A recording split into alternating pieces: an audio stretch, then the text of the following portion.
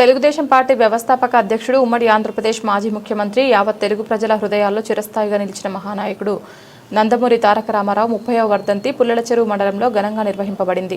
కార్యక్రమాన్ని టీడీపీ మండల convener పోట్ల Govind, town party అధ్యక్షుడు మేడికొండ అనిల్ కుమార్ ఆధ్వర్యంలో సమన్వయంగా నిర్వహించారు. కార్యక్రమంలో ఎన్టీఆర్ చిత్రపటానికి పూలమాలలు వేసి ఘన నివాళులు అర్పించారు. టీడీపీ నేతలు మాట్లాడుతూ ఎన్టీఆర్ తెలుగు జాతి ఆత్మగౌరవాన్ని ప్రపంచానికి చాటి చెప్పిన యుగ పురుషుడని కొనియాడారు.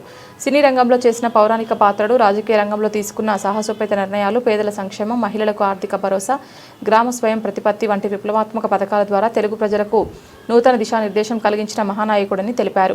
నెట్వర్క్లో ఆయన స్థాపించిన తెలుగుదేశం పార్టీ ద్వారా ప్రజల కోసం సేవలు అందించడం గర్వకారణమని, ఎన్టీఆర్ స్ఫూర్తితో పనిచేస్తూ ప్రజల ఆకాంక్షలు నెరవేర్చేందుకు నిరంతరం కృషి చేస్తామని నేతలు చెప్పారు.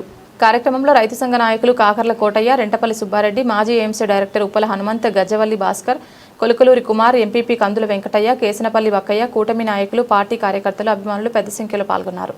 కార్యక్రమం ఘనంగా భక్తి శ్రద్ధలతో తెలుగు జాతి ఆత్మగౌరవం ప్రతిఫలించేలా విజయవంతంగా ముగిసింది.